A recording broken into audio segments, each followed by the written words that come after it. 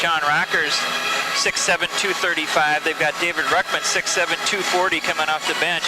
And then you've got Eric Hobby, a 6'6" combo player that can play inside or outside, and he's going to give them some serious matchup problems.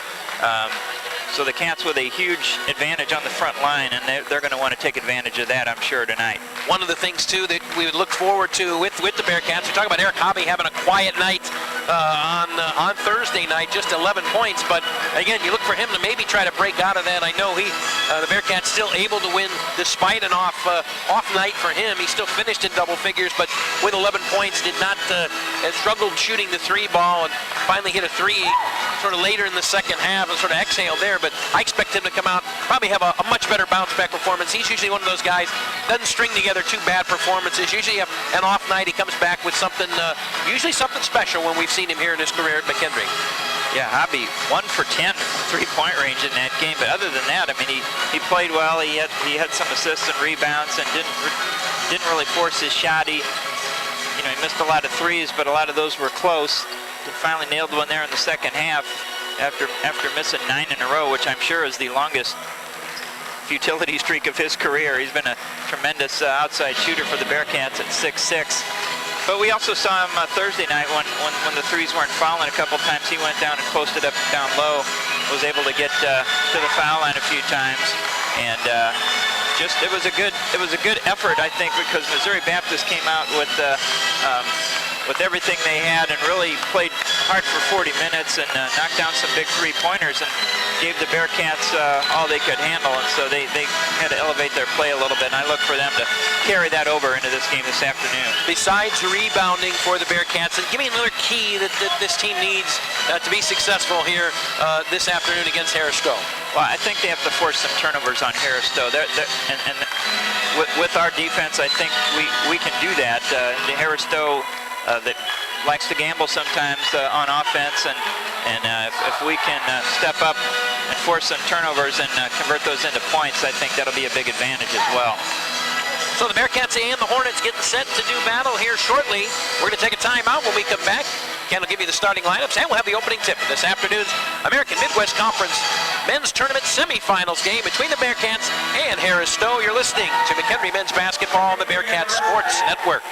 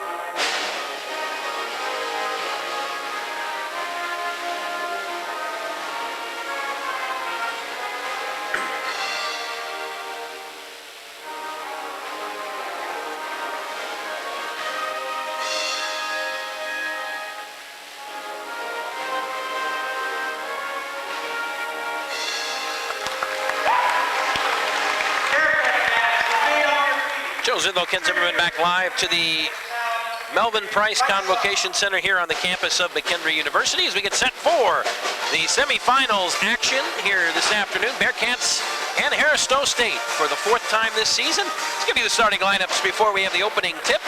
And for that, I'll turn it over to my partner, Ken Zimmerman.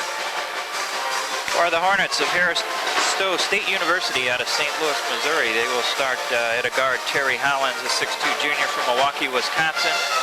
At guard, Robert Mumford, a 6'3 junior from St. Louis.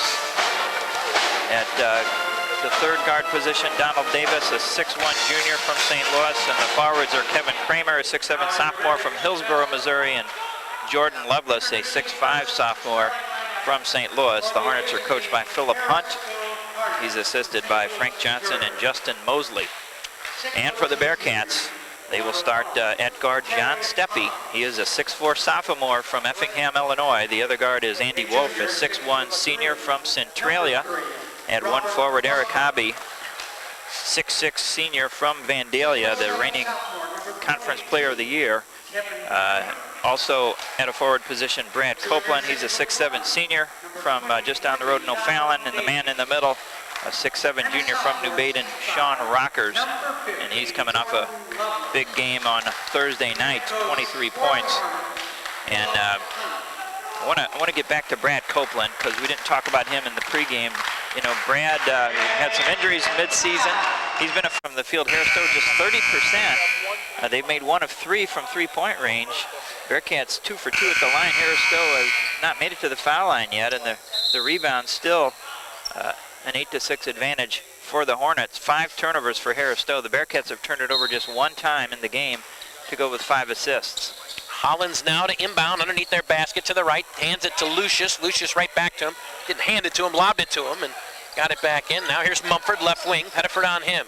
A lob inside. Lovelace rolling to the basket. Double team there by Hobby. And Ruckman now kicks it back. Mumford for 3, and that's good again. Boy, Pettiford took his eye off him. Mumford went right to the corner, wide open, and he buried the 3. He's got 8. 15-10. As you said, their guards are going to have to keep them in this game with 3-point shooting, and so far they are. Springs up top for Wolf. Wolf kicks it back. Springs almost threw it away. Springs cross court. Pettiford right wing driving, cut off foul line, plays to Hobby. Now inside, Ruckman tries to go up, had it blocked, gets it back. Ruckman able to force it back up. He missed the layup. Trying to battle for it. Loose ball into Wolf. Wolf goes up and he draws the foul. Wow, good effort. Good second and third effort that time by the Bearcats after some missed shots inside. And we're going to end up, did they call that a shooting foul? They did not, or did they? And they did. It was, well, they're going to say they got Wolf on the ground. So not before the shot could be attempted. So Darian Lucius on that foul. 5 team fouls now, and the Hornets just 1 on the Bearcats. And I want to point out something. One of the officials he was saying something to the coach, Philip Hunt. Somebody said something on the bench, and remember there was a couple technical fouls called here before. Hobby, 3 from up top, missed it, and Ruckman goes over the back and is called for the foul. Dave's first and the team second, but one of the officials did say something to the bench saying no more. So we remember earlier this season what a crazy game it was too. They called a double technical on the coach, ejected him, and called another technical on the bench. That really was a big swing, about a 5 or 6 point swing if I remember correctly. Yeah, and hopefully we won't have that kind of a situation again, but the officials have done a nice job keeping things under control here early between these two teams. Well, the official I think did the right thing too, saying to Coach Hunt, look, no more, that's it. Wright trying to go and lost the ball, but it bats it backwards. Lucius able to recover. 12 to shoot. Mumford for Hollins. Hollins left wing, pump fakes at the 3-point stripe. Now we'll pull up left key. That's no good. And the loose ball taken down by David Ruckman. Plays it for Wolf. Wolf across the timeline. Ryan Shern getting set to check in for the Hornets. Wolf now plays it foul line to Ruckman. He got mugged there. Now Wolf cross court, wide open left corner. Pettiford for 3, and it's good. What a pass by Wolf again. Cross court and wide open in the left corner. KP buried the 3. Pettiford made a couple of big threes in that win Thursday night, coming off the bench, and a great skip pass there by Wolf, who picks up another assist to add to his McKendree all-time record total. It's Mumford. Dishes off for Oliver. Oliver goes to the hole. He did not get it to go down. Pulls down a loose ball rebound. Now to Lucius. Lucius high up the glass. That's no good. And Ruckman the rebound. Copeland got hit in the jaw, I think, by somebody setting a screen running across, and he wasn't too happy about that, but no worse for the wear. Bearcats 8-point lead with possession. Pettiford, right corner. for Hobby. Back to Pettiford for 3. That one off. And Ruckman trying to battle for the rebound over the back again, right in front of the official. And that's 2 on Ruckman. And that's going to be all for him here in the first half with 9:27 to play. Almost a carbon copy of the previous foul that he committed. He was blocked out on the rebound, and as a big guy, when you reach over, they're going to call that foul most of the time because it really draws the attention of the officials, and so he'll unfortunately probably be on the bench for the rest of the first half. Well, that's a shame, and Ruckman's done such a good job coming off the bench and giving the front court players. So now it's going to put more emphasis on Rockers and Copeland. Loveless little hook shot as he backed down. Rockers couldn't get it to go. Copeland the rebound for Wolf, far side. Wolf going to drive in. Wolf goes up right side, left it short, and the rebound pulled down by Schern. Kind of went falling away, I think, trying to draw some contact, and Andy left it short off the right side of the rim. Here's Davis. Right key, lost the ball, reaching in. We're going to get a foul call on Brad Copeland. Well, I thought Wolf was going to kick it out to Pettiford in the right wing in that last possession, and he decided to take it on in himself. Steppe now will check in as Copeland picks up his first foul, so Pettiford heads to the bench. The Cats with Rockers and Hobby down low. Pettiford, Copeland, and Steppe also on the floor. Yeah, they throw it in. Copeland almost intercepts. As Mumford takes it, Davis lobs inside, right block. And then an offensive foul on Loveless as he backed in Rockers. Rockers might have flopped a little bit there, but you know what, again, Loveless put the back into him, and he was able to sell that even worse. And again, I think, again, he flopped a little bit there. You're laughing. I think you agree with me on that. That was the call he did not get on Thursday. He didn't get it on Thursday. When he got elbowed in the face and fell as if he'd been shot by a cannon. But there definitely was contact initiated by the offense. You just have to. It's okay to exaggerate the contact a little bit if you're not too emphatic about it. Well, and that's a second on Loveless, so he's on the bench now with 2. And again, not a lot of depth here. So Schern, Kramer back in the game. Schern's going to have to play the middle, so they're in a 2-3 zone now. Up top, Hobby, 4-3. That one off. Rebound taken down by Copeland. Copeland lobs it. Hobby cutting towards the basket. Layup is good. Eric Hobby with 9. Great feed by Copeland off the rebound. Bearcats up by 10, their largest lead of the first half. 8 and change to go here, first half. Mumford looking, crosses over, back to Davis up top, 3-point strike, not a Kramer. That's a 2 right wing, that one no good. Tip free by Rockers to Wolf. Bearcats now will push it up again. Wolf, bounce pass inside, Rockers, layup is missed. Oh, he had a great feed inside, another great pass by Andy Wolf. It is a clinic here in the first half. Schern, short jumper, right corner is good. Boy, 4-point swing there, missing the layup, and Schern coming back and hitting the 10-footer. Yeah, Rockers short-armed that layup after a great pass by Wolf in transition. He has made some great passes here in the first half. I mean, that was something else. Another great one. Inside, Rockers, right of the block, double team, turnaround shot will go down, and the foul. Couldn't get that to go down on Thursday night. Didn't buy a 3-point play as it would roll in and out. This time he gets some help from the iron. It goes down, and now he has a chance for a 3-point play. A much tougher shot that time for Rockers. A turnaround on the baseline. Unable to use the backboard. Shooting straight at the basket there from to the right side. And on the season, Rockers 56% at the foul line. And he knocks it down, so a 3-point play for Sean Rockers, and the Bearcats are up by 11. What a night he had shooting the free throw line, 9 of 12, I think, on Thursday night as well. Yeah, one of his best efforts of the year. And now Davis sliding down in a travel call as he just tried to dribble into the defender, slid right down on the ground, and a traveling call. He was looking to trying to get a call there. He said something to the official. The push off, and I tell you what, the Bearcats up by 11 here. They can keep this going here. Start to see a little frustration on the faces of the Harris Stowe players here. See if they can string together some good possessions, get some points here and a few stops. Pettiford up top, guarded by Hollins. 20 to shoot. Up top for Steppe. Steppe kicks it back. Oh, he threw it away. Right to Mumford. Mumford trying to cut in. Goes in. Layup is good. Boy, Steppe just kicked that one right to Mumford. You could tell Mumford thought it was coming. Inside, Rockers quickly. Short shot, no good. Hobby, the tip is good. Hobby following up the missed shot and scoring. So a mistake by Steppe telegraphed that perimeter pass. but the Bearcats get it down to the other end of the floor in about 3 seconds to equalize that score. 25-14, Bearcats by 11. There's Hollins, right corner, up top, Shern, now for Davis. Davis back to Hollins, 15 to shoot. Mumford kicks out up top. Pettiford on him, driving, foul line.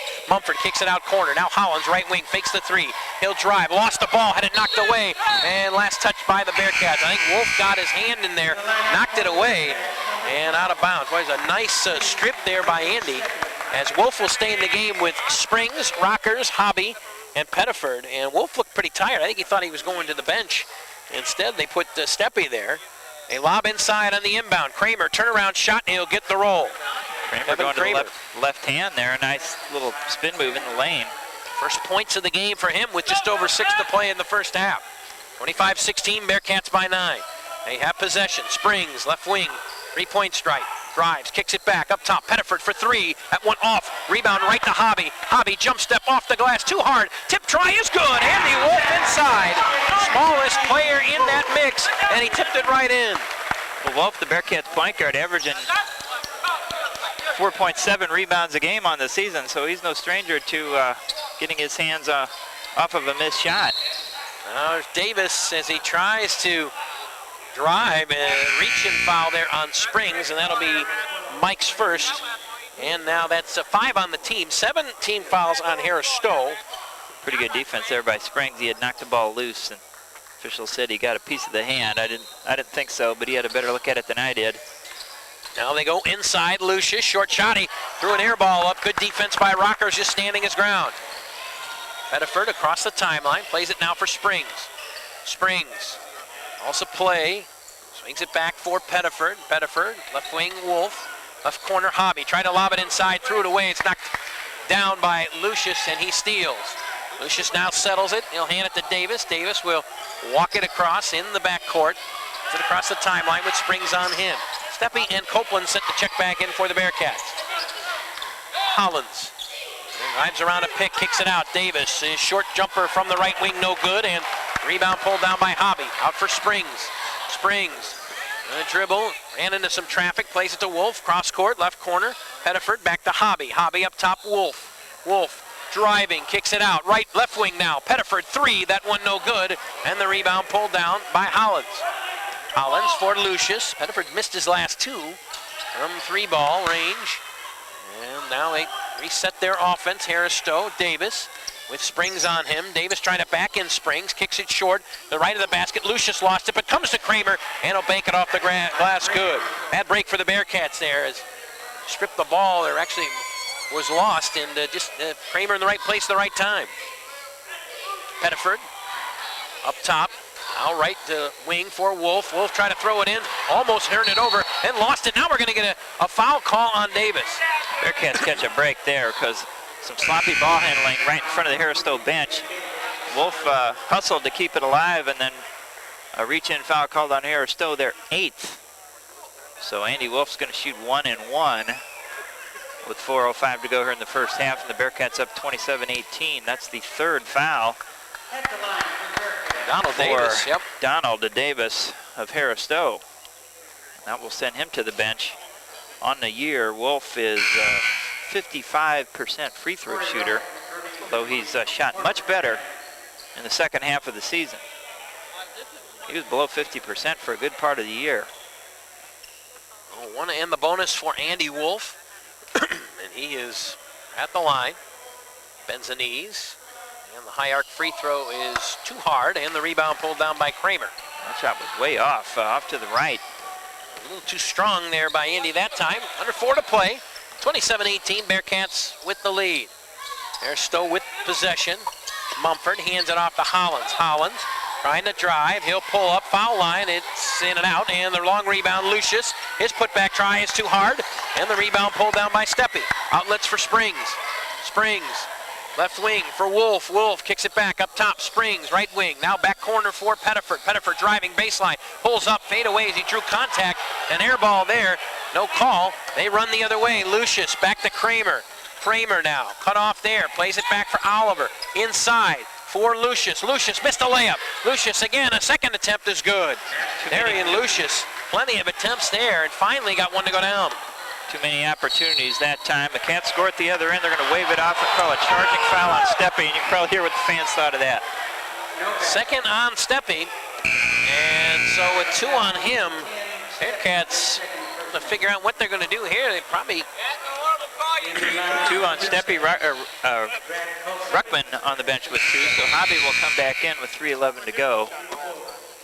So 2 on Ruckman, 2 on Steppe. So some foul issues for both teams. Donald Davis has 3, Jordan Lovelace 2. Wolf on the bench right now getting a breather. So Springs, Copeland, Pettiford, Rockers, and Hobby with 3 minutes to go here in the first half. Bearcats 27-20. They're still hanging around. Bearcats have led by as many as 11 here in the first half, but Stowe has been able to cut it down. There's a 3-ball this time by Mumford. He missed it as Copeland popped out on him, and the rebound for the Bearcats. 6 rebounds for Hobby. Springs trying to penetrate, hands it off to Pettiford. Now for Hobby.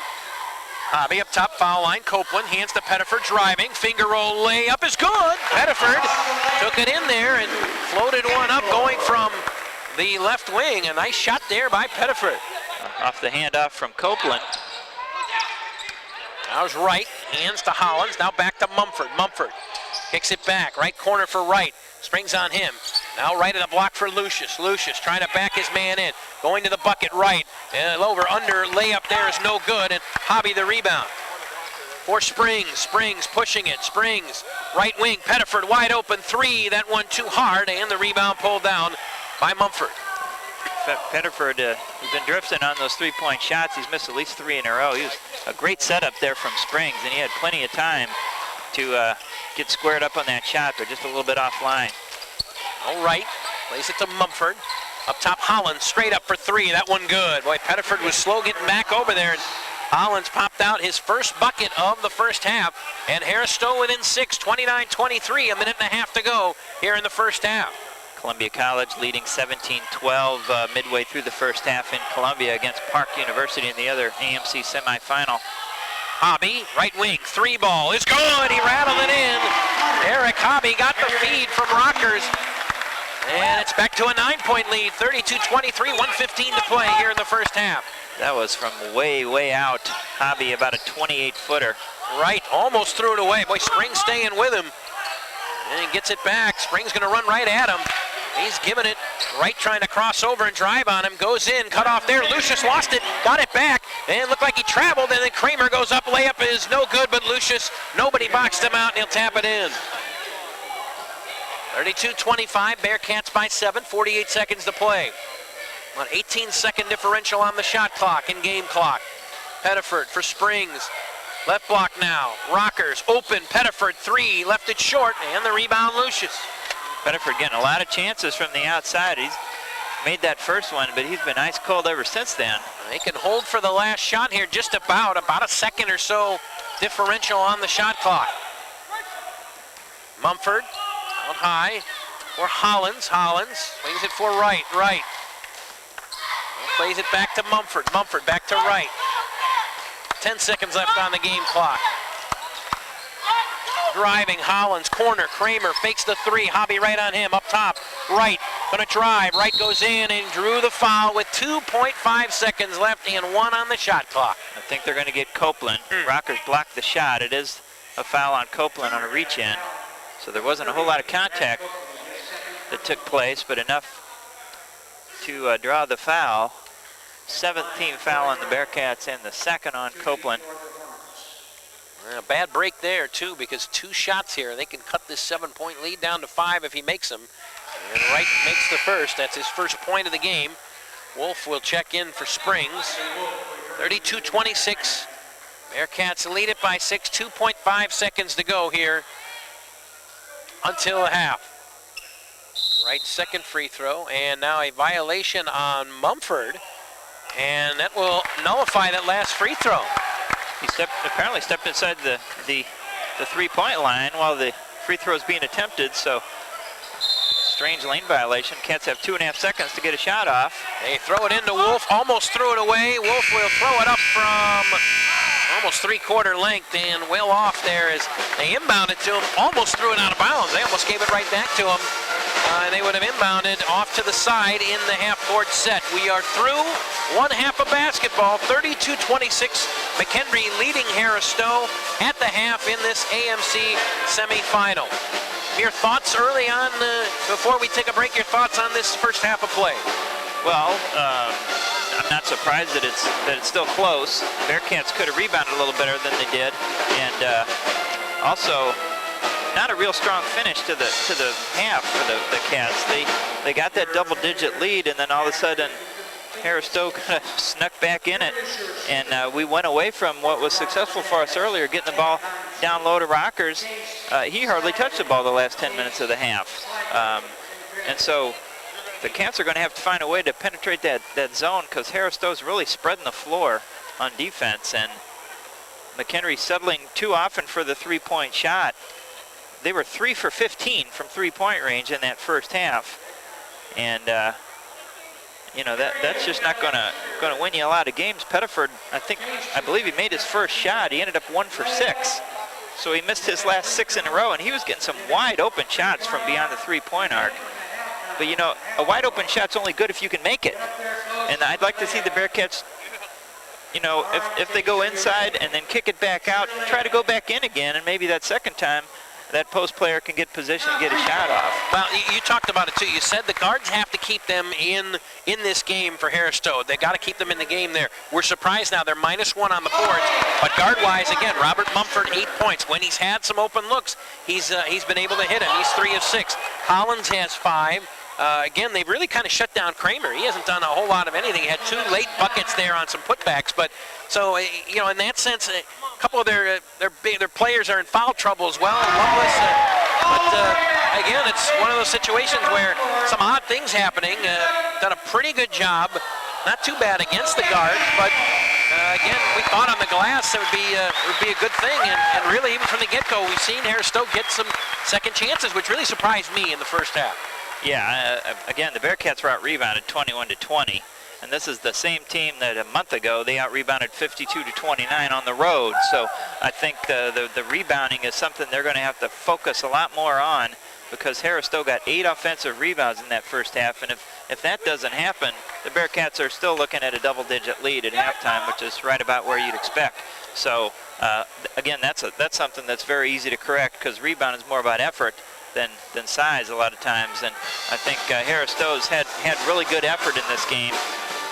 Again, you know, they're only dressing 8 guys, and if they start to get in some foul trouble, all of a sudden that creates other problems for them. So, you know, looking at the foul situation, 18 fouls on Harris Stowe and 7 on the Bearcats, but Harris Stowe wasn't called for a foul the latter 5 minutes or so of that first half, you know, so they were able to play once they got some fouls. They were able to play with that and still cut into that lead. The Bearcats are going to have to be much more aggressive against that zone and get that ball inside and draw some fouls on them, because that's one thing they have no answer for. If their guys foul out, they've only got 3 guys sitting on the bench. Well, they do, and as we said, Donald Davis picked up his 3rd foul. That was that last foul that you talked about with about 5.5 minutes to go in the half. And that was the last foul that Harris Stowe picked up in the first half, surprisingly. And again, to your point, Bearcats kind of going away from going inside, trying to take advantage of that and maybe draw some more fouls. So again, we saw Pettiford get some, again, no offense, he wasn't making the shots. He had open looks, but maybe sometimes to do a little inside-outside every once in a while to change things up, because KP not making those shots at the end there, they may say, you know what, we'll back down, go ahead and try to hit him. Wouldn't be surprised if we see Harris Stowe in his zone, maybe a 2-3 to start the second half, forcing the Bearcats to make some outside shots. Well, when they were in that zone, it was pretty effective for them, and the defense really was pretty good for both teams shooting under 40% from the field. Harris Stowe did make 3 of 5 from three-point range, and made their only free throw. Bearcats 3 of 4 from the free throw line, but just 3 of 15 from three-point range. So they took 10 more shots from beyond the arc, and you know, again, we've got to rebound better. We've got to get the ball inside to Rockers. Ruckman, when he's in the game, maybe we post up Hobby. You know, Hobby had a quiet 14 points in that first half.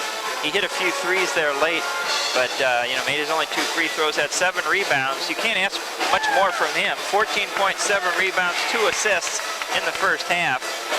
Some other guys, you know, step up and help out on offense, I think the Bearcats still have a real good chance here. Steppe had a quiet first half, just 0 of 1 from the field. Only attempted 1 shot, played 11 minutes. Did pick up a couple of fouls, and that slowed him down a little bit. So they didn't get any points out of their, out of Steppe, who's been one of their top scorers this year. Wolf just had 2, just 2 for Copeland. Rockers did have 9 points, but again, he didn't touch the ball much towards the end of the half. So, I suspect we're going to see him touch the ball much more in half. So the Bearcats with a 6-point lead at the half, 32-26. Let's take an extended timeout. We'll come back with the second half action when we return. Enjoy the pep band. And you're listening to McKendree Men's Basketball on the Bearcats Sports Network. Playing for your enjoyment here at the half. We'll get set to start the second half here momentarily. 32-26, the Bearcats leading here in the American Midwest Conference semifinal game against Stowe State. And we have an update on the other game at Columbia. Number 2 seeded Columbia College with a 35-25 lead over number 3 seed Park. That game is at the half. We'll give you an update. Hopefully have a final score at the conclusion of our game this afternoon. So second half possession. Bearcats will go right to left on your radio dial here in the Bearcats Sports Network. And Stowe State will have the opening possession of the second half. We didn't have one held ball or jump ball, change of possession at all in the first half. Cats won the tip, and it was a pretty fast-paced first half. Not a whole lot of fouls called. Well, they throw it into the backcourt. Donald Davis there. Steppe on him. Davis takes it now for Hollins. They lob inside. Loveless rolling to the basket and scoring. Boy, they just rolled him to the hoop, and a good set play to start the second half for Stowe. They cut down the lead now to 4. 32-28, Bearcats by 4. Wolf, left wing, up top for Steppe. Kicks it back, long 3, and that one in and out by Hobby. Tip try, no good. Wolf gets the rebound. He gets it to Hobby, cutting into the paint, off the glass and scoring. Eric Hobby didn't get the 3 to go, but again, off the loose ball rebound by Wolf. He cuts to the paint and gets a layup. 34-28, Bearcats by 6. Hollins driving in the lane, goes up for a shot, has it blocked, and drew a whistle. And I think they are going to get either Andy Wolf or Eric Hobby. Probably Wolf on this one. Wolf got a lot of ball. No, check that. They're going to get Brad Copeland on the foul. So Brad called for the foul. Surprise there, and that would be his 3rd. So 3 on Brad, and he didn't seem to be anywhere near the play. I'm stunned by that as well. Nevertheless, Terry Hollins at the line, and a line drive free throw is good. So Stowe still perfect at the foul line. Just their 2nd attempt of the game, though. Not many free throws in this one. A little different situation than we had Thursday. Hollins makes them both. So Stowe off to a good start here in the second half. They've cut the lead down to 4. The Bearcats are going to have to step up their level of play a little bit. Pettiford set to check in. There's Copeland, foul line, kicks it back to Wolf, right wing. Up top now for Hobby.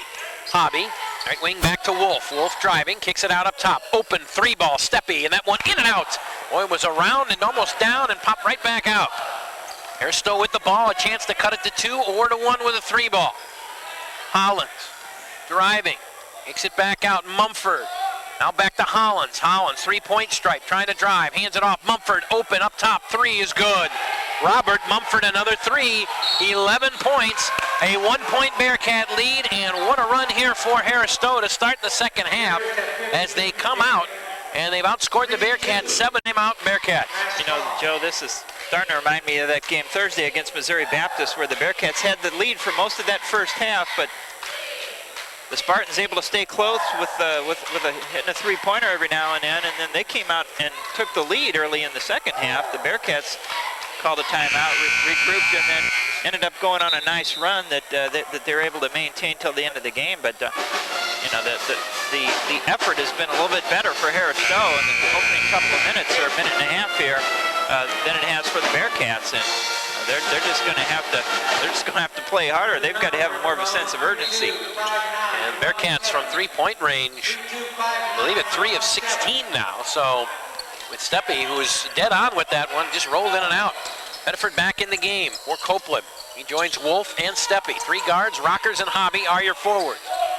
On the paint, Wolf Trying to roll the basket. Underneath, try to feed it to Rockers. He was almost knocked out of bounds. Now played it to Pettiford. Pettiford going towards the basket. Had his shot blocked. And the loose ball pulled down by Davis. Harris Stowe can get the lead with a bucket. Davis going to drive in. Stopping at the paint. Short shot. Left it short. And then it's pulled down. The rebound pulled down by Rockers.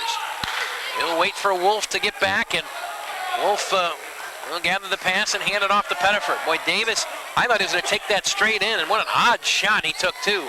Up, straight up, three-point shot by Steppe, no good, and the three-point shooting woes continue. Rebounded by the Hornets, and Davis now will walk it across the timeline. Steppe on him. They can get the lead with a bucket. And be their first lead of the game. Lovelace spinning towards the bucket, floats it up. He missed the layup. Loose ball pulled down by Rockers, and they're going to call a foul. Okay, one official had called a jump ball, which was surprised by that. And the other official right there says no, it was a foul. Hollins, his second and the team's first here in the second half. Yeah, Rockers just too strong for Hollins. He got tangled up with him, and Rockers is going to win that battle 99 times out of 100. Here we go. Got Pettiford, hands to Hobby. Left wing now, Wolf inside. Rockers trying to go to the basket and a reach-in foul. I think it's going to be Hollins again. Dangerous move that time for Rockers, putting it on the floor against much quicker Harris Stowe players, but can't catch a break as Harris Stowe called for a reach-in. They're going to actually get Kramer. They're going to say he stuck his leg out, and it's his second foul, team second. A inbound, Wolf, a little half-hook layup is no good. Boy, a half-hook right towards the basket looked good, just a little too hard, and the rebound, Harris Stowe. Lovelace trying to roll the basket. Boy, it looked like he might have shuffled his feet when he got the ball. Kicks it back out now, Hollins. Hollins back for Mumford. Mumford, three-point stripe, now in the corner, Hollins. Hollins left corner, driving through the paint. He gets tied up, jump ball, tie up, possession arrow to the Bearcats. Excellent defense by McKendree. Well, the Cats not shooting the ball well here today. 14 of 40, just 35% from the field. And they've gotten some good looks. 3 for 17 from three-point range, and a lot of those have been open shots. Well, Bearcats with possession. Wolf for Steppe, back to Wolf. Wolf up top, Hobby, open, three. That one too hard. Long rebound near the bench, taken down by Rockers. Second chance opportunity for the Bearcats. Pettiford for Wolf. Wolf back to Pettiford, swings it for Steppe, in the paint, Hobby, backdoor pass, Rockers, a layup is good. Excellent passing and sharing of the ball by the Bearcats. Rockers with 11. And so, excellent feed there by Hobby. Davis inside, Kramer with Hobby on him, trying to post him up, trying to back him down, left of the block, has to kick it back out, Hollins. Now Kramer open, left wing for three, it's good. In the left corner, boy, he just shuffled off and buried his first three of the game. We're tied at 36.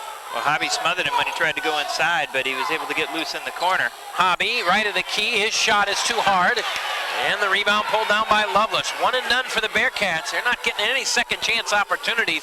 Real surprising that they are not having a better advantage here hitting the glass. Rebounds are even, both teams with 26. Kramer throws it to Lovelace.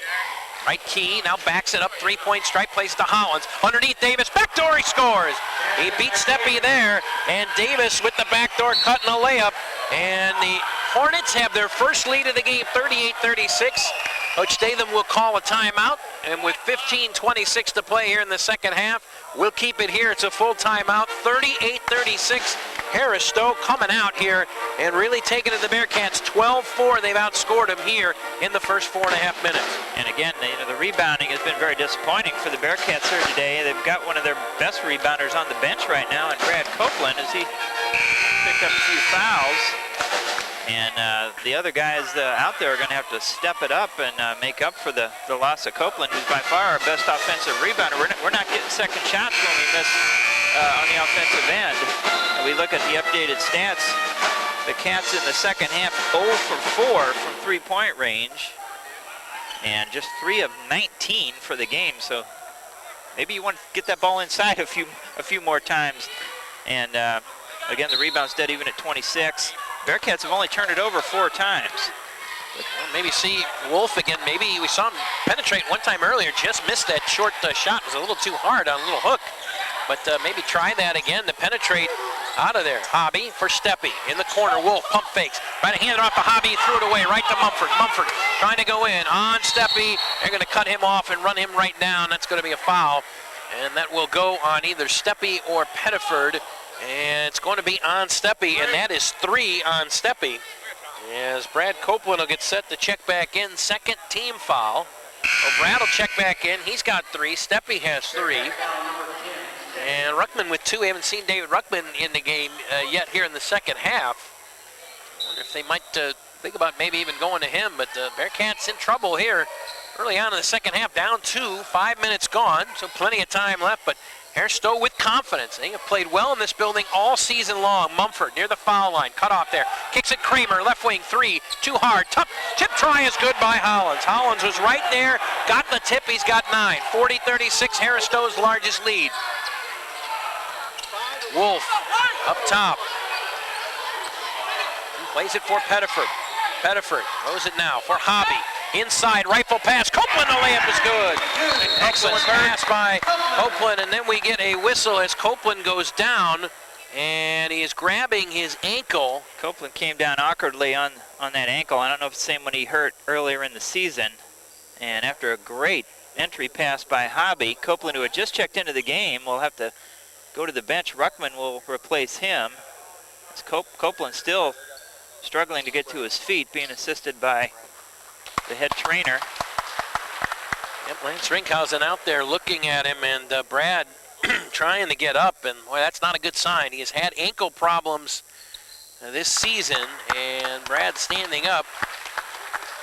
Brad's he's a pretty tough young man. I'd be surprised if we don't see him again in this game. He's up to his feet and he's going to limp off the floor, but hopefully just kind of came down awkwardly on the ankle, and a lot of times when that happens, you know, your body just kind of goes limp and you fall down, and he's being helped into the locker room, but it looks like maybe not as serious as it initially appered to be. Full court pressure now as the Bearcats pressure the inbounds. They throw it in deep now to Kramer, shy of the timeline. He'll hand it to Corey Wright, who'll bring it across. Now to Hollins on the left wing. Hollins trying to drive. He floats one up and left it short off to the side. Lucius rebound chance, no good. And they're going to get Ruckman for a foul. Well, the Bearcats were standing around flat-footed again and gave up another offensive rebound to Stowe. And so Ruckman was in the wrong place at the wrong time. And that's 3 on David Ruckman. Copeland in the locker room with an ankle issue. And so now, I talk about the front court, we mentioned it before, I mentioned depth on Stowe would be an issue as Lucius missed the first free throw. Well, now front court depth for the Bearcats becomes a major issue. That's the first miss at the line today for the Hornets. Darian Lucius from Brazil. His second free throw is right through. He has 5 off the bench, 3-point lead for the Hornets, 41-38, 14-14 to go here, second half. Pettiford trying to drive. They're back in a man-to-man defense. He threw it away. Stolen by Wright to Hollins. Behind the back dribble. Inside. Mumford. Layup is good. Boy, they are taking it to the Bearcats here in the second half. 13 points for Mumford. 5-point lead, the largest of the game for the Hornets. Yeah, really bad turnover there by Pettiford that led to an easy basket. Wolf driving. Kicks it out. The short shot. Ruckman is good for David Ruckman. So Ruckman, his first bucket. Might be nice to get him going. Get some of the inside players going as well. 43-40. Cats have to turn it up on defense because their defense has not been good enough here in the second half. Hollins lobs inside. Kramer back out. Lucius, 3-point stripe. Up top, Hollins, 15 to shoot for Wright. Wright up top, Kramer swings it back. Hollins up top, Wright. He drives to the basket. Short shot is blocked by Hobby. Loose ball though, taken down by Mumford. Mumford, boy, I said he went up there. Block. I didn't even know if that. I guess that did get part of the iron on that blocked shot. As it resets the shot clock, and Kramer underneath the basket, Hollins. He kicks it back out. Mumford open for 3 in the corner. He missed it. Ruckman beat for the rebound by Lucius, and now Lucius over the back as he misses the second try and then goes over on Ruckman. And if Ruckman got a break there, that time that Lucius missed another. How many layups has Lucius missed? He has been active on the boards today. That's at least 3 I can think of. Steppe checks back in now. Rockers to the bench. Cats go back to the 3-guard set. But Ruckman easily could have picked up his 4th foul on 2 different occasions there on that position by Stowe. 13 minutes to go. Bearcats down by 3. We got to get the ball to Hobby. We got to get it to Ruckman down low if he's open. Wolf across the timeline, 43-40, threw it away, knocked free again by Lucius. They were trying to get it to Hobby. Mumford goes in and lays it in. Cats being way too predictable with those passes out top. Haristo is laying back and getting easy steals. Timeout called by Coach Statham. That's a full timeout. We'll take a 30-second break with them. 12:43 to play here in the second half. Harris Stowe has run out on top, 45-40. This is McKendree men's basketball on the Bearcat Sports Network.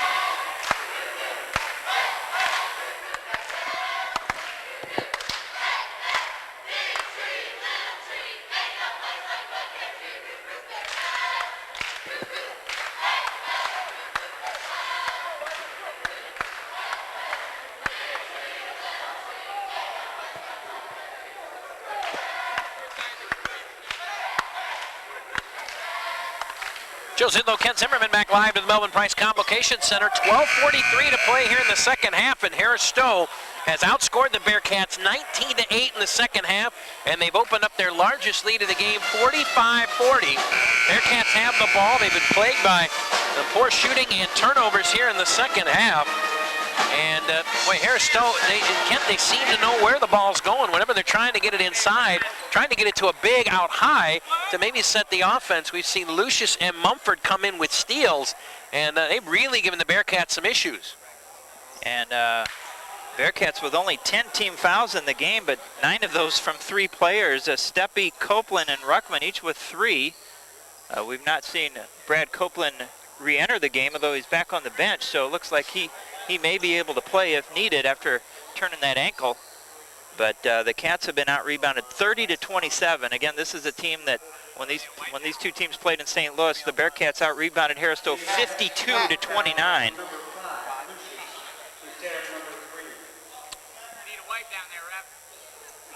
So, see what's going on here. Corey Wright will pressure the inbound. They throw it into Wolf. Wolf now will dribble against Wright. Bearcats down 5. Got to bear down here and make some plays.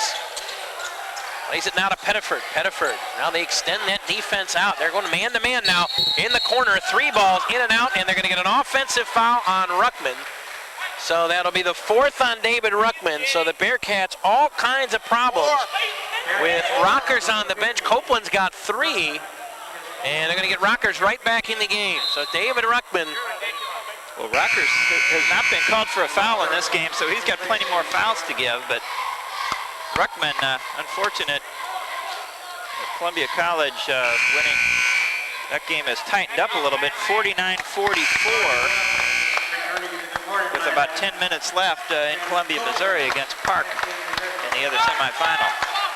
So Jordan Lovelace checks back into the game. Lovelace has 2 fouls. He's going to check back in. So 45-40, Harris Stowe with the ball in the lead. They have played with confidence in this building earlier in the season in 2 meetings that the Bearcats have won. One of them by just 2 points.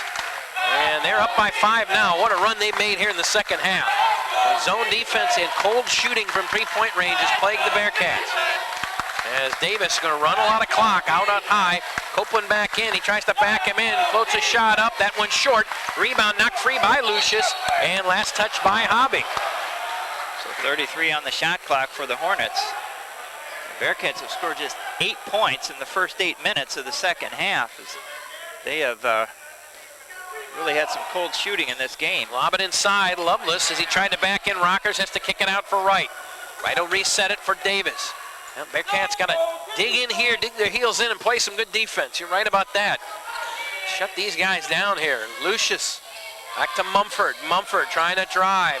Plays it back to Davis. Hands it off. Kicks it corner. Left or right wing. It's Wright, and that's a 2-ball. And they continue their sizzling shooting.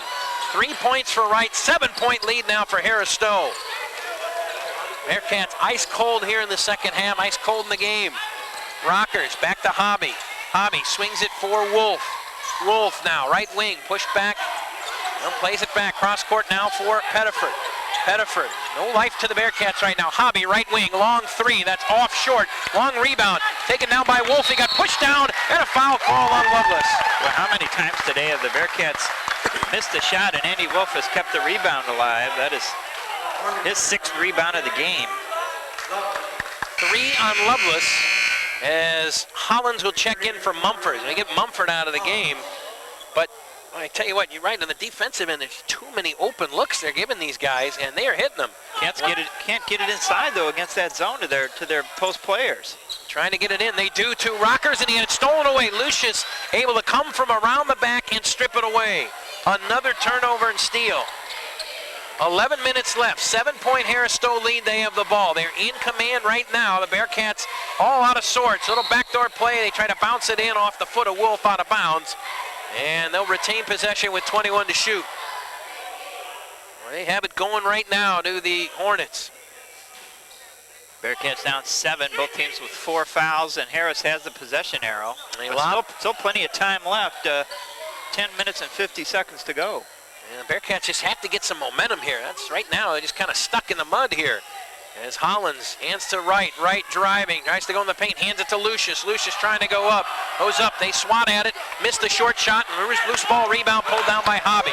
Boy, he got swarmed under there that time.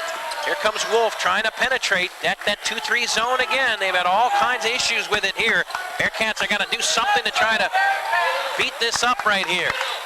Wolf out to Pettiford, back to Wolf, trying to drive, he gets double teamed out high. Pettiford will go, finger roll, layup is in and out. Boy, good chance there. Ball through the legs of Copeland, but able to get the rebound back. Hobby steps up, straight up, 3 is good. And a break for the Bearcats. Hobby with 19, and the lead down to 4, 47-43 as they get a rare second chance opportunity, and they take advantage. And a huge offensive rebound there by Copeland, coming back into the game after getting that ankle taped up, and now the Hornets will call a timeout. 9:53 to go. That'll allow John Steppe to check back in the game for the Bearcats. But that was a big shot there from the senior Eric Hobby. The Bearcats were in danger of really getting into some dangerous territory here with Harris Stowe has had so much confidence. The way they're playing defense and rebounding right now, if they can keep hitting shots, it's going to be tough for the Bearcats to come back. But Hobby at least slowed them down for the moment. Well, big offensive rebound on the floor taken by Brad Copeland. He saved that, kept it alive. Had one of the defenders, I don't know, it was Lucius diving, maybe tried to swipe at it. And Darren Lucius, boy, he's done a great job off the bench for them. 7 points, 9 rebounds off the bench, and just 3 steals, just a real pest. Reminds me a little of the Gold Dang Gang of Park, that kind of frenetic kind of style.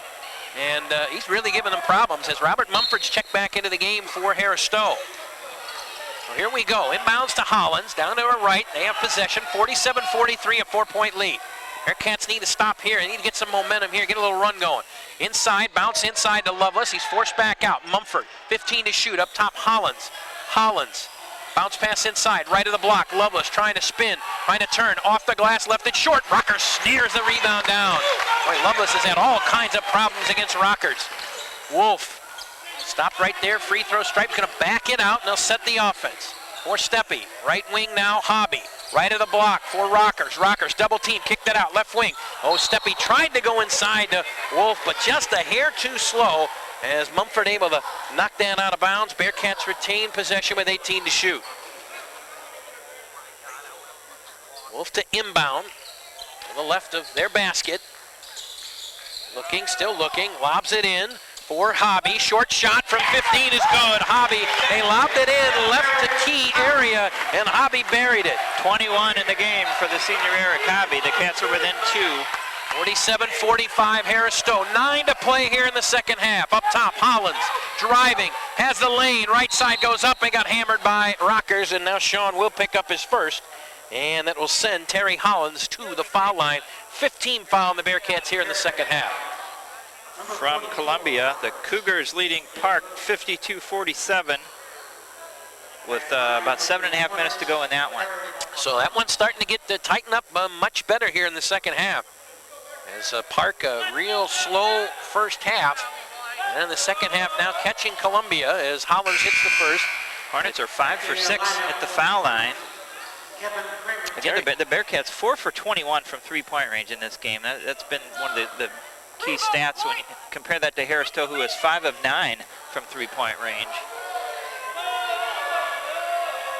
Second free throw is right through. So Terry Hollins has 6 in the second half, 11 in the game. He has 11. Mumford has 15. And they've got hopefully only 2 double-figure scores, but the guards doing the job, as we talked about in the key to the game. One of the keys to the game. Hobby, deep 3, right side, too hard. Ball batted free, loose, and pulled down by Mumford. So an empty trip for the Bearcats. They trail by 4. Stowe with the ball. The Bearcats settling for a 3 instead of trying to get the ball inside. Davis, boy, had that hand around Steppe. Almost got away with one there. As now it's Kramer. He takes a 2. That's short. Ball batted free by Mumford. Saved by Hollins. Another chance. Second chance opportunity for Stowe. How many of those have they done here today? 14 offensive rebounds, and that is way too many to give up on your home court. Kramer now for Davis. Left corner, Mumford driving. Up top, Davis. 18 to shoot to Hollins. Hollins for Davis. Davis steps up. Now kicks it corner. Mumford for 3. It's good. They gave him an inch, and he buried it. 7-point lead. Robert Mumford did it again. Well, the Bearcats, for Mumford. They need an answer at this end. There's Steppe or Wolf. Wolf gonna drive, dishes it off. Rockers, reverse layup is good in the foul. What a play. Now that's what we saw Andy Wolf do on Thursday night to break that zone of Mobab, was to take it in, and that time he did it. Gets it to Rockers, and he's fouled and has an opportunity for a 3-point play. Sean with 13, and we'll go to the foul line as Darian Lucius checks back into the game, and so does Carrington Pettiford. But Darian Lucius has been a thorn in the side of the Bearcats. Real active player. Rockers a 56% foul shooter, 1 for 1 in the game today. He's going to leave that one short. Long rebound by Davis. You could tell right away when he left that was going to leave that one short. And so only a 2-point attempt there for the Bearcats. 2-point trip there. 52-47 they trail it. Mumford, as he tries to, they lob it inside. Kramer trying to post up Hobby. Now back to Davis. Davis for Hollins. Hollins on the right wing, driving out of the right corner, kicks it back left corner. Mumford open for 3 again, and he buries it. He is on fire, and they cannot keep him open. He continues to bury the 3. I think that's 5 I've got him for here tonight. Well, Harris is 7 for 11 from 3-point range. The Bearcats 4 of 23, I believe, unofficially. Pettiford, floating runner, no good. Ball batted free, Mumford the rebound. 8-point lead, and they have the ball with just under 7 to play. Time starting to become a factor here, and they're going to run some clock here. Davis backed out, and the Bearcats all kinds of problems. They go backdoor underneath Hollins, but he's forced back out by Pettiford. Now to Davis. Davis up top, 15 to shoot. Plays it to Mumford. Mumford driving, kicks it out. Left corner, Hollins for 3. That one too hard, and it hit the shot clock. Possession will go to the Bearcats. Wolf and Ruckman will check into the game. And Ruckman with 4 fouls, and he says, let's go, and this has got to be an opportunity here. Pettiford and, looks like Pettiford and, Pettiford checks, he comes out of the game here, so Steppe into the game. Steppe into the game for Pettiford. And here we go, Wolf, Steppe, Copeland, Hobby, and Ruckman, the 5 on the floor for the Bearcats. Steppe rolling to the basket, Copeland scores! Good penetration by Steppe, got it to Copeland, and Brad able to get it. 6-point lead for Stowe, 6 for Brad Copeland, 55-49. Bearcats are going to come back. They're going to need to turn it around with their defense, and Stowe will call a timeout with 6:07 to go. 32nd timeout at that. We'll keep it here. Joe Zidlow, Ken Zimmerman with you here on the Bearcats Sports Network. AMC Conference semifinals game. Bearcats the top seed, getting all they can handle from 4th-seeded Stowe. 55-49. The Hornets a huge run here in the second half, and they have the lead. And again, it's been the hot shooting of Robert Mumford here in the second half. He has 13 of his 21 points here in the second half. He has just been on fire. They have had no answer for him. Actually, he's got 19 points total. So 13 of the 19 here in the second, 11 of the 19 in the second half, and he's got 3 3-balls as well. 5 for 6 from 3-point range for Mumford. And the Hornets overall 7 of 12, 58%. The Bearcats 4 of 22. Both teams with 5 fouls, and Stowe has the possession arrow, and they'll have the ball here And 2 straight games where the Bearcats defense at trying to defend the three-point shot has really struggled. Davis back to Mumford, open again for 3. That one short. Long rebound will go out of bounds. That time he won't save it. And Mumford almost was leaping over one of the chairs. And their coach down there to get a drink was able to sort of catch him, make sure he didn't get hurt. As Steppe checks out, Pettiford back in. 55-49, Harris Stowe with the lead, just under 6 to play, Bearcat ball. 2 straight possessions, poor shot selection for Harris Stowe. They didn't need to take either one of those long threes. There's Wolf in the paint, Ruckman, turnaround jumper's good, there it is, the big man. He's got 4 fouls, we need that offense. And boy, he shoots that hook from about 10 feet out, that's deadly right there. 55-51, Bearcats down 4. Mumford across the timeline with Pettiford on him. Right now, we need KP's defense on Mumford. They got to shut him down. Mumford kicks out on top. Pettiford right there. Kramer now over to Lucius. Now back to Hollins for Davis. Back to Hollins. Left corner, Kramer open for 3. That's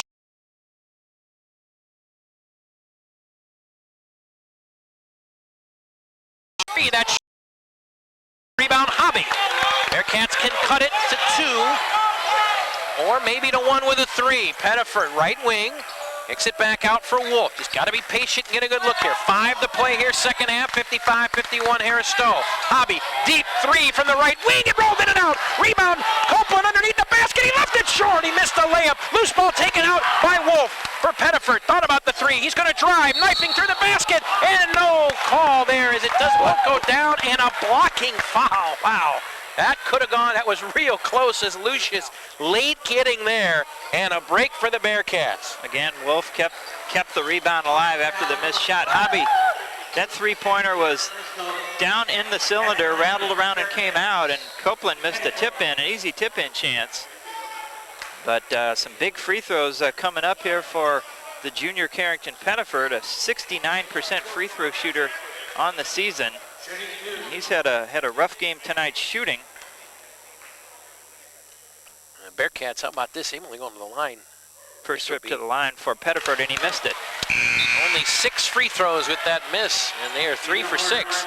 And Harris Stowe 6 for 7. So the Bearcats being outshot at the free throw line, outshot from beyond the 3-point stripe, and out-rebounded, but they're still within 4. Pettiford second in and out. Boy, empty trip there. And it could come back to haunt them. In a game like this, everything counts, especially from the foul line. So they missed their last 3 from the foul line here in the second half. Hollins for Mumford. Mumford back to Davis. Over to Hollins. Hollins. Copeland on him. Crossing over, trying to drive. Now kicks it out Davis. Left wing. Gets a pick there. Driving Davis. Floating shot. Off too hard. Hobby the rebound. 11 boards for Hobby. Out to Wolf. They run. Wolf underneath the basket, gets it to Ruckman. Ruckman goes up, he drew contact, no foul. Lovelace seemed to get him across the body, and no call there as Ruckman couldn't finish. 55-51, 4 to play. Oh, a big play there, and a big no call. It didn't go the Bearcats' way. It looked like the officials just missed that one, and that would have put Ruckman, who's only a 49% free throw shooter, on the line. Trying to go inside. Mumford now up top for Hollins, 12 to shoot. Out back to Mumford, inside, and Ruckman knocked it out of bounds. He was in front of Lovelace, who was trying to post up Wolf. And he was able to knock it out of bounds at 9 to shoot, 3:47 left here in the second half. Again, Ruckman playing with 4 fouls. 55-51, they inbound to Lucius, goes up, Hobby with a block, and a loose ball, Lucius, oh, he creamed, Wolf goes up, second time, he missed a layup, and Hobby gets the rebound, and now the foul. Lucius clobbered Wolf, and he got away with 1, got another opportunity, and this time they finally got him. That's 4 on Lucius. And the 7th team foul will send Eric Hobby to the line, shooting 1-1, 85.3% on the year is Eric Hobby. 21 points and 11 rebounds tonight for the senior from Vandalia. Right, preseason NAIA All-American, preseason player of the year, reigning player of the year in the AMC, and playing like it here this afternoon. Hobby's free throw is right through. Clutch free throw there from Hobby. The Bearcats have been a streaky team at the line this year. Tied 55. There we go. Columbia and Park now tied at 55 late in the game, so we'll keep an eye on that one. Hobby will roll around the cylinder. Boy, he thought he might have left it a little short, but he got the shooter's roll. Cats 9 in the second half, 23 in the game for Hobby. Cats within 2, and they're going to need to turn it up on defense. Harris Stowe's been taking some ill-advised three-point shots their last couple of possessions. That's good, Harris. Pettiford on Mumford. We haven't seen him take a shot in the last few possessions. KP got to stay with him. Here's Lucius with 4 fouls. Lays it up top. Hollins, 15 to shoot with Copeland on him. Hollins trying to drive. Kicks it back out. Davis back to Hollins. Hollins, three-pointer on the way. It's off. And the rebound to Lucius. Lucius trying to go back up. Kicked it out to Mumford. They'll reset. Another offensive board for Lucius and the team. Lucius in double figures in boards here this afternoon. 15 offensive rebounds for Harris Stowe. That's Mumford inside, Lovelace on Ruckman. Lovelace turning, he goes into the trap. Oh, offensive foul! Offensive foul, he put the shoulder into him. And on Lovelace, that's 4. So now that's a 4-foul matchup down in the post with Lovelace and Ruckman. Well, Ruckman was in between Lovelace and the basket before Lovelace got the ball. He slammed into Ruckman. Ruckman held his ground. The second time they called the offensive foul. Bearcats can tie with a 2, 2:40 to play. Hobby for the lead. It's good! Eric Hobby, a 3-ball. 56-55, the Bearcats with the lead. Fans on their feet now and cheering as this building alive. Time out, Harris Stowe with 2.5 to play. 26 points for Eric Hobby, and he nailed that one right in front of Coach Daly and the McKendree bench, who leapt to their feet. And the Bearcats have their first lead in quite a while in this second half, 56-55. Again, resetting things. The Bearcats with just 5 team fouls. Harris has 8, so a non-shooting foul will be 1 and 1 for the Cats. 2:32 to go, and again, Harris Stowe still has the possession arrow. Now, correct me if I'm wrong. I think the Bearcats in the midst of a 9-0 run. It was 55-47 at one time, 56-55. You talked about it. Need to do a better job defensively, and the Bearcats have turned it up a little, and they've gotten some help from Harris Stowe with some ill-advised shots on some of these possessions. It almost looks like they're trying to run clock, but trying to run it down, not having really a game plan of any type of offense, and it's helped the Bearcats. Well, neither team shooting the ball very well in the game. Harris Stowe's percentage now down to 36%. The Bearcats are at 39.7, and just 5 of 24 from three-point range. And Harris Stowe finally cooled off. They hit 7 of their first 11 three-pointers, but they've missed their last 4 in a row, and that's been big. 16 offensive rebounds for the Hornets, 15 for the Bearcats. So a lot of missed shots for both teams, and this may come down to the final possession. Hornets with the ball. Oh, Hollins, he almost lost it there as Kramer threw it too hard. Trying to drive on Copeland. Lobs it back. Kramer, 15-footer, left corner. That's too long. Lovelace, the offensive board again. Kicks it out to Hollins. Driving. Hollins, finger roll is good. Another second chance opportunity. It cost the Bearcats. 57-56. 1 point Harris Stowe lead. 2 minutes to play. Bearcat ball. Wolf, left wing. Up top, Pettiford, open, straight on 3 is good! Harrington Pettiford. Boy, you wouldn't have thought he's missed his last 4. He stepped up confidently and buried it. 2-point Bearcat lead, 59-57. They were worried about Hobby and Ruckman down low, and Pettiford takes advantage with a huge three-pointer. Hollins open 3, nope, he passed it up in the block. Lovelace short shot, rolled in and out. He had position, and the rebound pulled down by Hobby. Wolf.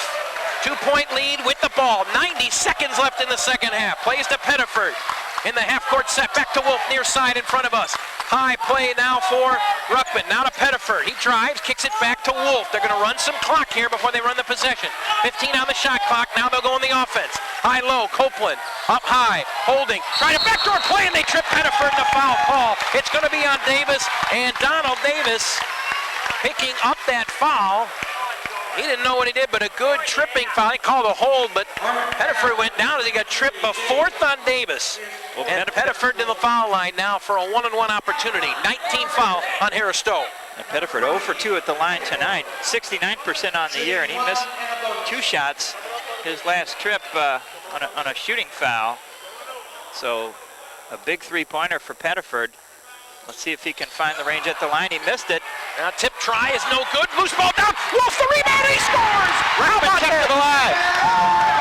David Ruckman keeps it alive, and Andy Wolf able to score. He's got 4. That's the Bearcat lead. They kick it out, and we got a foul out high as Kramer's 3-point shot was good, but it won't count. A foul on Copeland, and that's going to be his 4th. 16 fouls now on the Bearcats. Exactly 1 minute to play. The Cats up by 4. 8 rebounds and 8 assists for the Bearcats point guard Andy Wolf. Copeland talking to the official, a smile on his face about something, and now Coach Hunt complaining about something. Again, Harris Stowe is 6 for 7 at the line tonight, so you don't want to put them there if you can avoid it. Coach Nathan will call a full timeout. A timeout called by the Bearcats. 1 minute left here in the second half. 61-57. Bearcats with the lead. They are on a run of 13-2 to get this lead. At one point trail 55-48. And now a 13-2 run in the last 3.5 minutes to get the lead, 61-57. What a run it has been. Joe Zidlow, Kent Zimmerman with it. Kent, give us some numbers here, update here with a minute to play. Well, Hobby leading the way, 26 points, 13 rebounds, 4 assists, and 3 block shots, 4 for 4 at the foul line. Bearcats 42% for the game, Harris Stowe 36%. And again, the Hornets 6 for 7 at the line, McKendree just 5 of 10, both teams with 40 rebounds.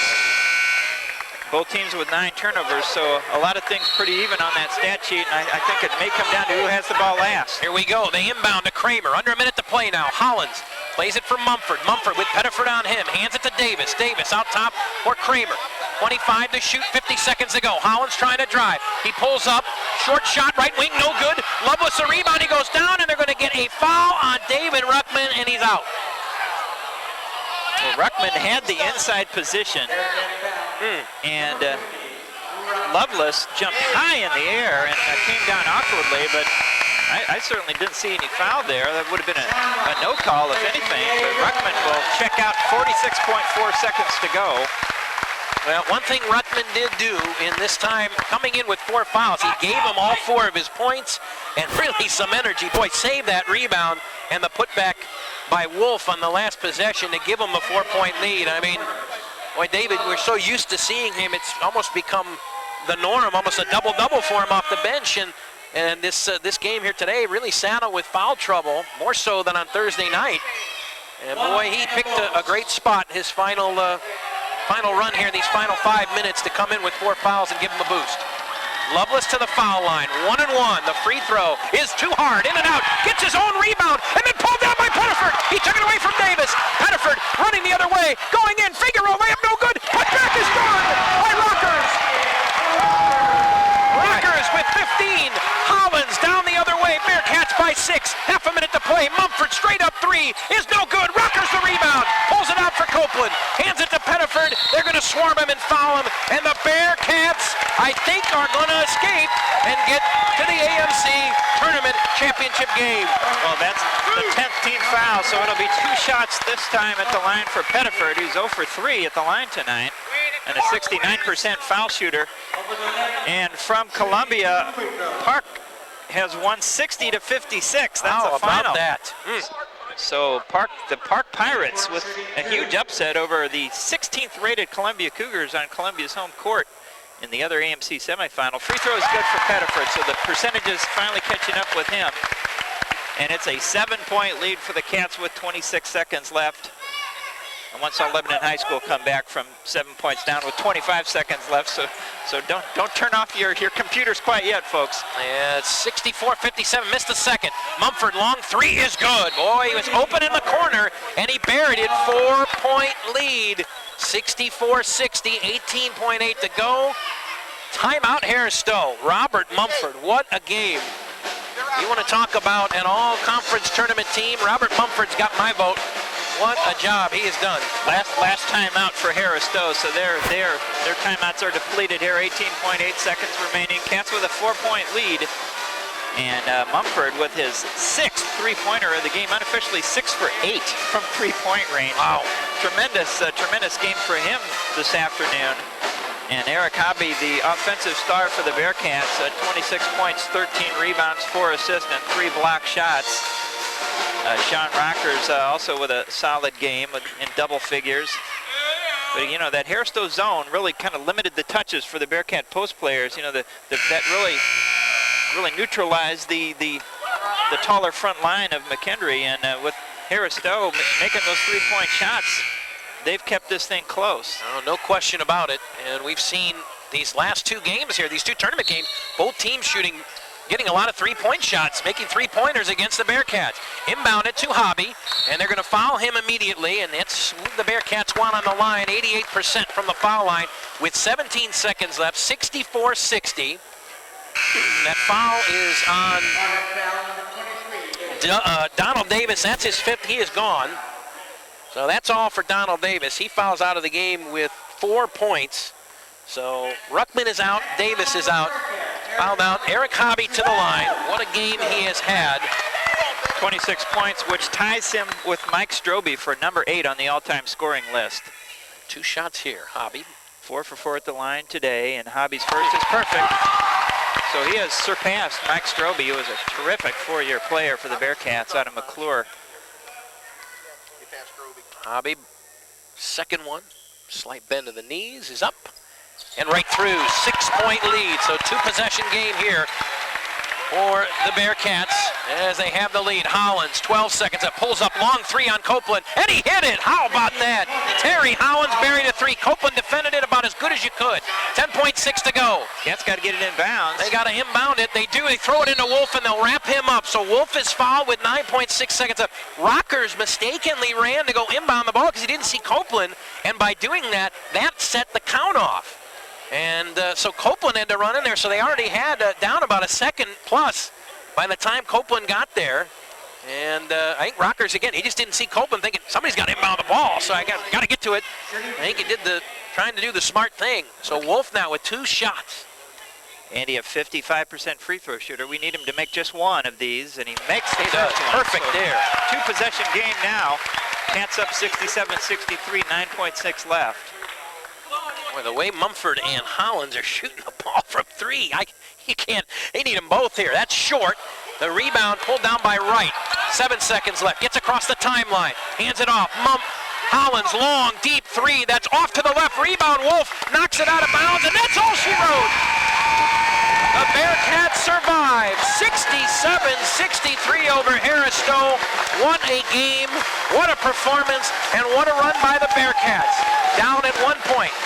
55-47, and they close the game out on a 20-8 run to win this 67-63 and advance to Tuesday night's American Midwest Conference Championship game, which will be right here at the MPCC.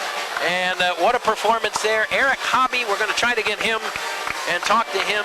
He'll be our player of the game, no doubt about that. What a performance by the preseason NAI All-American and preseason Player of the Year in the AMC. And boy, when you needed your star to step up and make a play, he certainly made some shots. But I'll tell you what, it was a collective effort of getting it. Hediford, a huge 3 to give him the lead out there after he had missed about his last 4 in a row. He hits the 3. Andy Wolf, a great second chance point off a missed free throw and a saved attempt by David Ruckman on a rebound. There were just some really critical plays down the stretch here for the Bearcats in order to pull out this win. 28 points for Eric Hobby. So no surprise that he's the star of the game once again. Rockers, 15 points and 9 rebounds. He was 7 of 10 from the field.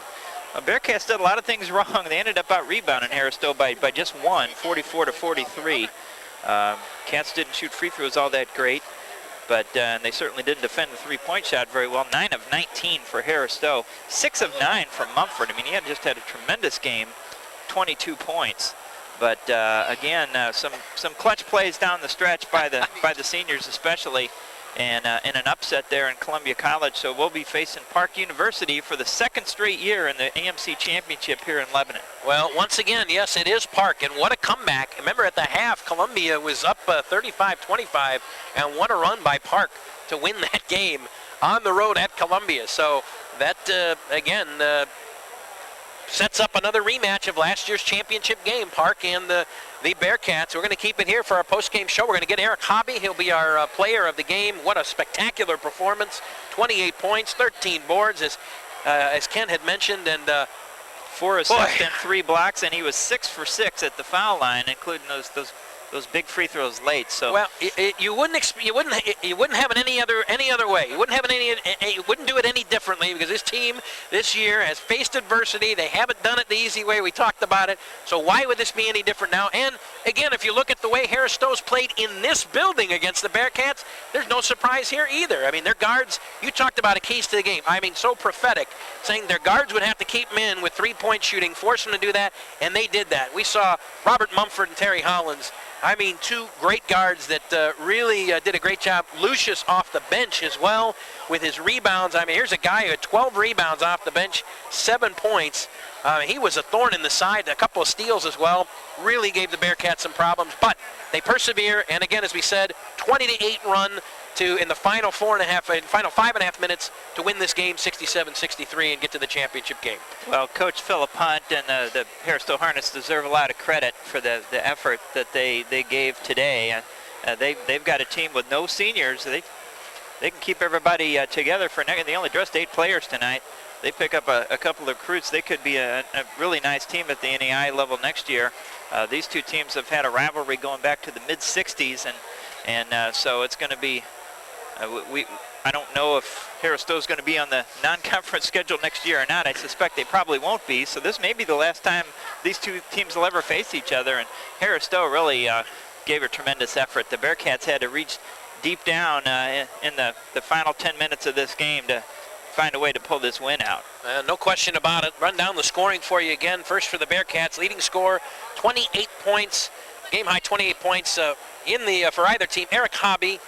He also added a team-high 13 rebounds. Bearcats finished +1 rebounding edge, 44-43. Eric Hobby's coming out for the interview, so we'll get Eric over here right now, and then Kent and I will give you the final numbers here in just a second. Eric Hobby, preseason NAIA All-American, and he joins us right now. And we talked about it too, as congratulations on the win.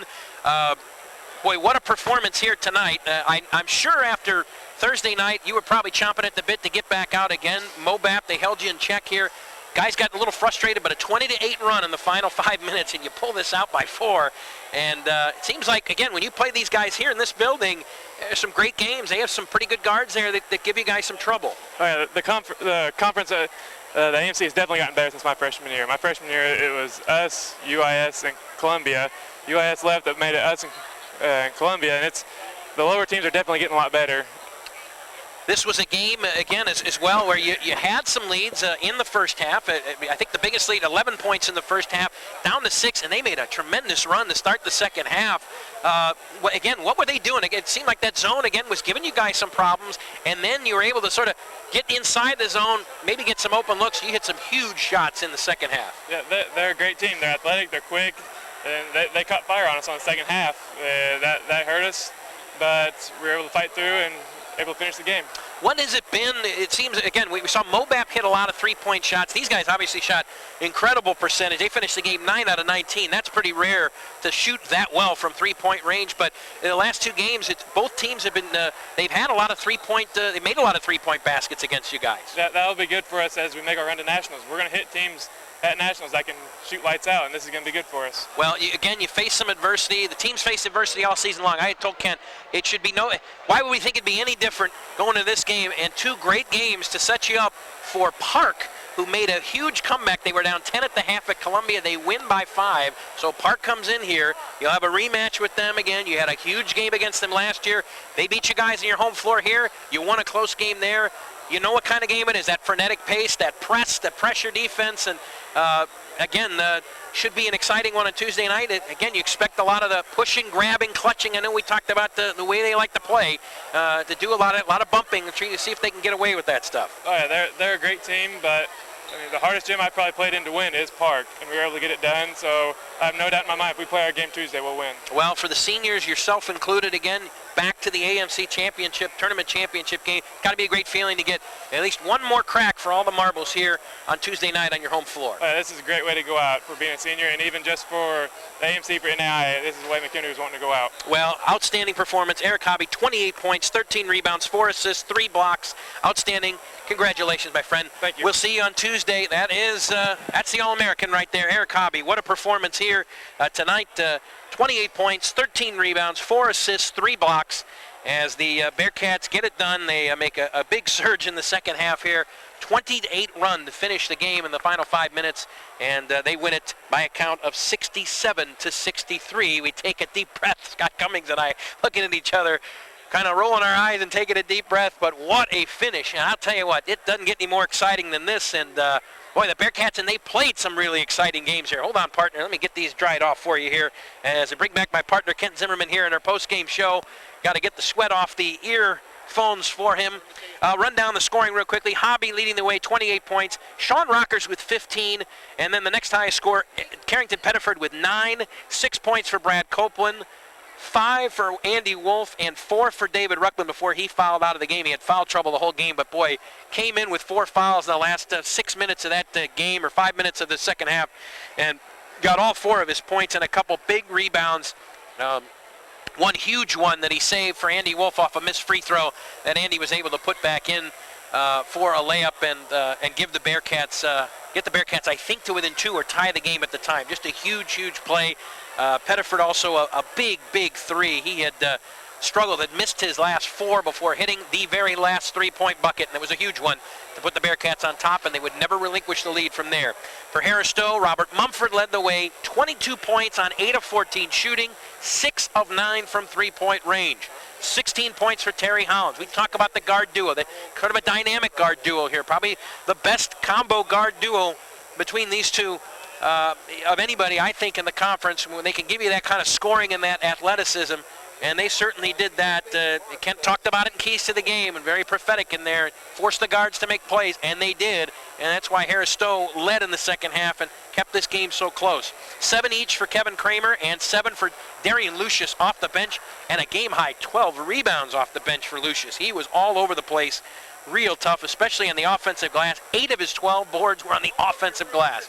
Quite a performance by that young man, a young man from Brazil. 4 points for Donald Davis before he fouled out. 3 for Corey Wright.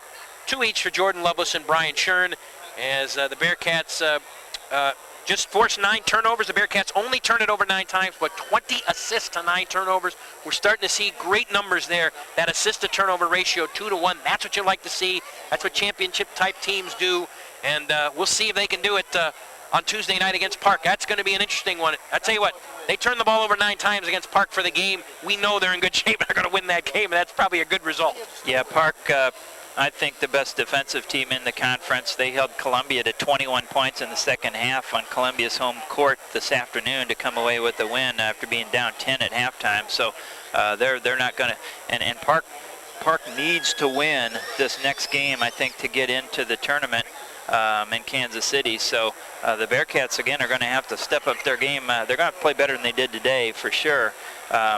One thing I'd like to point out is Eric Hobby, last year in the championship game against Park, had a career-high 32 points and made 8 three-pointers and just had an unbelievable game. Similar to today, 28 points and 13 rebounds, 4 assists, 3 block shots, made all his free throws. Tremendous game for him. You know that Park is going to be gunning for him next Tuesday night, so other players are going to have to step up, and the Bearcats need to stay out of foul trouble, because that really slowed him down today when Ruckman went to the bench with that 4th foul. They got a lot of minutes out of him after he came back in, but that allowed Harris Stowe to get a lot of rebounds they might not otherwise have gotten. And Cats gutted it out, and I think they deserve some credit because Harris Stowe had them on the ropes, and they were able to find a way to win it. Well, they certainly did, and they faced adversity, as you said, and were able to get it done. Let me throw a number at you, 29. 29 is the number, and that is the combined number of three-pointers that the Bearcats have given up these last 2 games. That obviously concerning stat right there. Talked to Hobby about it, mentioned it to him. He said, he goes, it's not great, but it should get us prepared. We need to work on that if we do get to nationals, because we may see teams that can shoot the 3-ball that well.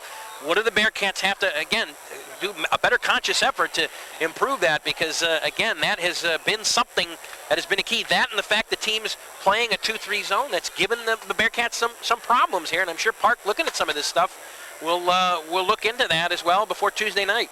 Well, they've just got to defend the ball better. I think we collapsed our defense inside a few too many times and allowed Park to get some open shots, and they were making them. They made a unusually high percentage for them today, and shooting is a lot of that is confidence, and once you hit a few and get into a rhythm, then that's when you can be very dangerous. And Park certainly was this afternoon, or Harris Stowe rather was this afternoon.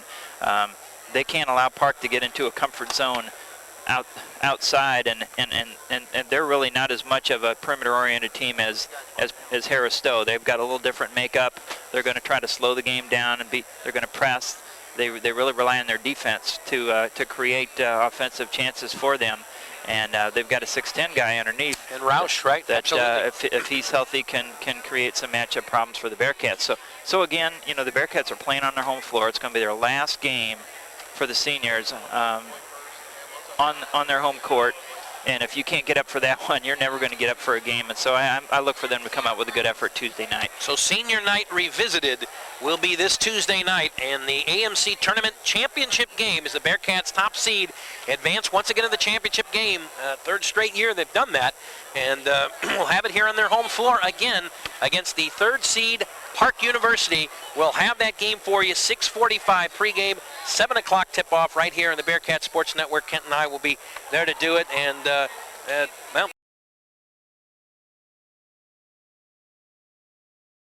have it here on their home floor again against the third seed Park University. We'll have that game for you, 6:45 pregame, 7 o'clock tip-off right here on the Bearcat Sports Network. Kent and I will be there to do it, and well, about what we expected. We hoped the Bearcats, when the season started, would be here.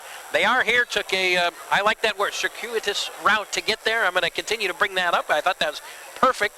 And it's going to be Park again, and why not? Should be a lot of fun. The Bearcats, I know, itching to maybe get another shot at them after they lost on their home floor, try to avenge that and win the rubber match between the two teams this season. Well, there's a lot of motivation on both sides for this game, and again, it's always great when you can have a conference championship game on your home floor. You'll take that over the alternative. So good effort for the Bearcats today. They kind of had their backs against the wall and they responded, and I think that's good because that lets them know that they are capable of doing that.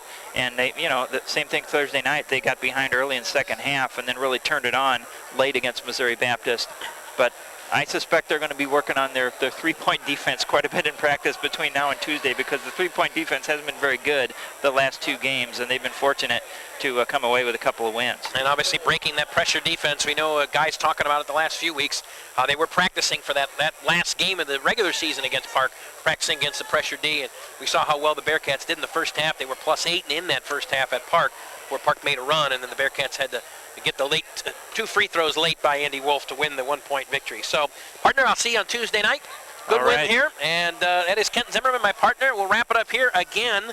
The final score, Bearcats win at 67-63, and our final broadcast here of the conference tournament will be on Tuesday night, as the Bearcats will take on third-seeded Park for all the marbles in the AMC and an automatic bid in the NAIA Division I NCAA tournament. So again, 6:45 pregame, 7 o'clock tip-off right here on the Bearcat Sports Network. Oh, and actually forgot to mention, too, as well, another 20-win season for the Bearcats. As Ken had mentioned, 20 of the last 21 seasons heading into tonight, they had won 20 or more games, make it 21 out of 22 now. With the win tonight, the Bearcats now improved to 20-11. Exciting finish, and it comes out the right way. So, for Scott Cummings and all the staff here and the McKendree Sports Information staff, and Haley Cummings as well here. She helped Dad out with stats today.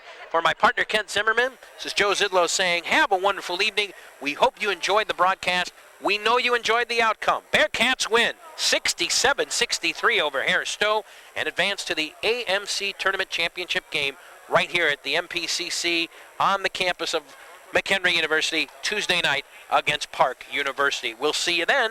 Have a wonderful night. You've been listening to McKendree Men's Basketball on the Bearcat Sports Network.